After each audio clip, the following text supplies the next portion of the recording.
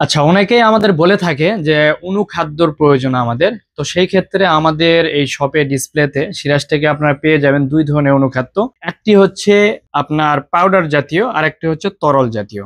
তরল জাতীয় যেটি, এটি হচ্ছে এনএসসি গোল্ড নামে পরিচিত, এনএসসি কোম্পানির। আপনার যেটি পাউডার জাতীয়, এটি হচ্ছে সুপারভিট নামে পরিচিত। এটি হচ্ছে ড্রিমল্যান্ড এগ্রো প্রোডাক্টস নামে কোম্পানির, এটি হচ্ছে তারা বাইর করছে। তো দুটি কিন্তু হচ্ছে আপনার অনুখাদ্য। এই অনুখাদ্যগুলো কিন্তু রাসায়নিক, এগুলো আপনারা খুবই কম পরিমাণ গাছে প্রয়োগ করতে হবে। দুটি আপনারা স্প্রের মাধ্যমে প্রয়োগ করতে পারেন। 1 লিটার বা 2 লিটার পানিতে সর্বোচ্চ 1 গ্রাম 2 গ্রাম মিক্সার করে দিতে হবে এটি।